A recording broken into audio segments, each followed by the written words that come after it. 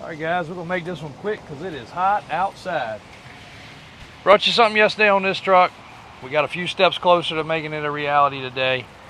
GMC Sierra 2500, K20, whatever you want to refer to it as. 3/4 ton, square body, long bed truck. This square body has had a fully disassembled paint job as we went over yesterday. But in case you didn't see that video yesterday, we'll go into a little bit more detail. We've had a chance to kind of go over the truck. Got it washed off.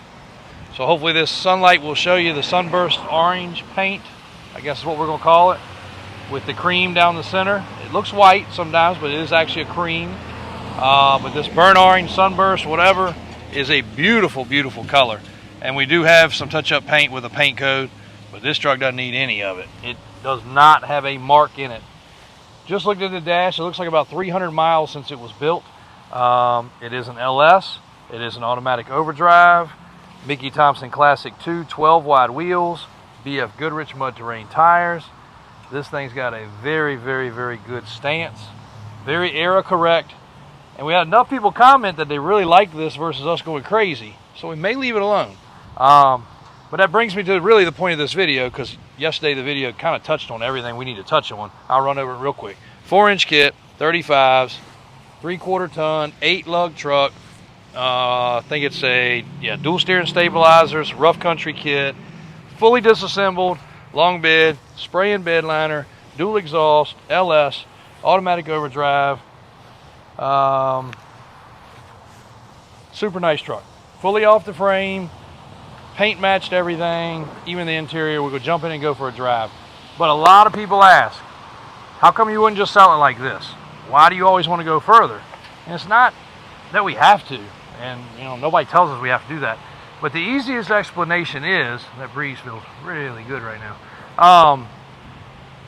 When one of these trucks, whether it be a 40, 50, 60, 70, 80, $100,000, $200,000 one, doesn't matter.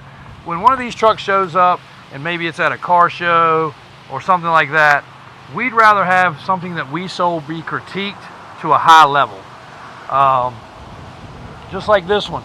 A little bit of the body line is not right on the other side. You can see it a little bit on this side too, and it could be some from where we've been parked, but I want things to be as perfect as possible. And again, a little bit of that might just be from the way the truck's parked. The steering, the track bar, those are things that we sell at the off-road shop. Daniel and Brian put a lot of time and effort. The power steps. We had somebody comment about the power steps, the price. The R&D and the research that goes into this stuff isn't like it started yesterday. We've been driving and owning square bodies since they were brand new. So, my dad, and then of course us following that. We didn't ever buy a brand new one, but he did. To perfect that stuff takes a lot of effort, and you get what you pay for. But when somebody shows up, we want them to look under there and be like, dang, I've never seen steering like that. I've never seen a track bar like that. Where did you get your power steps from? Because it obviously leads into our business, but we also know it's high quality stuff, so it adds to the value of the truck. The boggers, they just look nasty. Again, we want your neighbor to come over and look in your garage and you roll your door up and you're super proud of your new truck, and it just takes their breath away. That's the whole reason we're working on engineering our new wheel, which is very close to being done. Very, very close to being done, actually. The barrels are done. We're working on the backing plates now. We're having them machined out much thicker than any of the competition so that you don't have to worry about cracking and the wheels coming apart.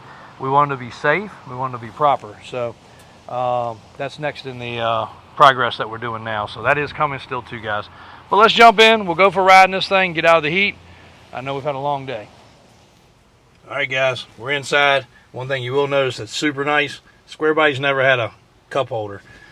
So this actually has a cup holder that slides into the ashtray area, which we have at the off-road shop. If something you need, Daniel and Brian can hook you up. But that's really nice. We've actually had some seats recently that had cup holders in the seats. But that right there is a big deal. And we're going to smoke through that water because it is hot. But I'm going to fire it up. You'll hear the LS run. And you will have to go back to the other video because I did forget to pop the hood. You do want to see underneath the hood of this truck. It looks great. And as you can see, it fires up good. One of the things we did, we left this truck in the showroom overnight. Noticed one little small drip of transmission fluid, but again, the guy drove at 50-some miles coming to us on a 100-degree day. So for a square body to have one little drip under it, not too big of a deal. Got your big screen on the dash that carries most of your gauges. It shows you your map sensors, your temps, your battery voltage, a ton of things you can scroll through. It's got more things than you'll ever need to read. And you got a nice fitted car cover here that keeps AJ from sliding over here in my lap, trying to rub my leg or something. Got to watch out for him sometimes. So anyway, let's roll down the road real quick. You can hear this thing roar. You will notice the steering wheel is off center. Not uncommon for a 4-inch kit with this kind of steering. We will correct that, but most people don't ever really get that 100% right because it does take a little trial and error. And of course, if we do end up going to crossover steering or the track bar with this truck, you won't have to worry about that. It will be dead set and it won't move at all. Gauges are all working over here except for this speedometer, which is on here, GPS driven, which is pretty cool. And 329 miles, according to this, is about the miles. No, hold on. 329 is on the trip odometer, 886 is on the odometer.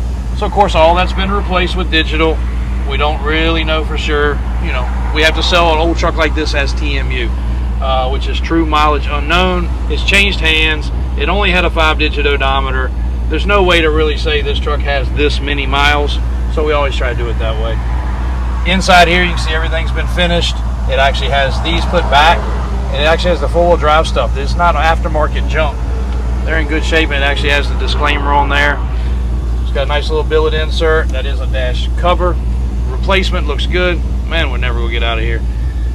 Old school stereo with a Bluetooth stereo, and has some speakers down low. Kick panel speakers set up for some speakers behind the dash. We do have to clean up some wiring on that. That's not 100% perfect. We'll get that taken care of.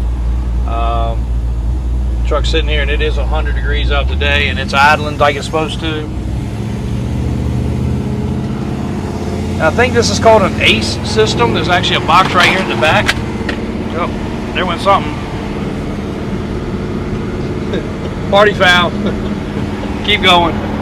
I just messed with that and I didn't get the suction cup on there very good, so that's a little failure on my behalf.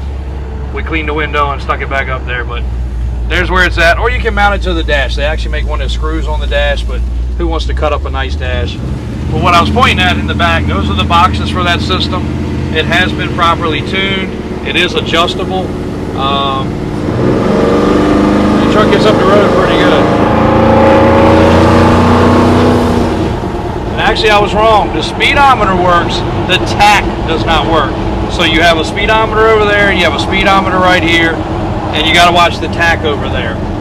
So we'll come to this stoplight real quick and see if we can take off a nice quick acceleration so you guys can kind of see what it does. Stops good. It does stop good. I'm very, very, very impressed with the way this truck performs. They got to spend a lot of time tweaking it. He was just like anybody when you're working with carburetor trucks, adapting them to fuel injection. It's a little tough.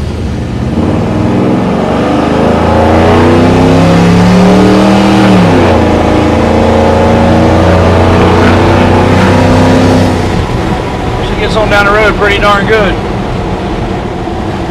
So I would call this an extremely dependable driver / show quality truck. And you know, we don't use that word very often, but you can't critique the paint.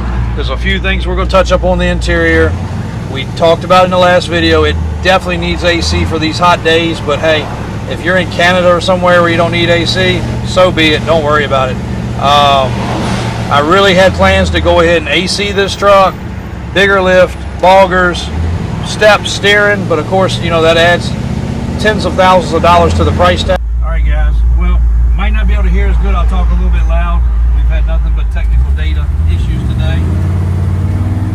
Mother phone died, or actually it overheated. As you can see right here, she sips down the road, hits the gears.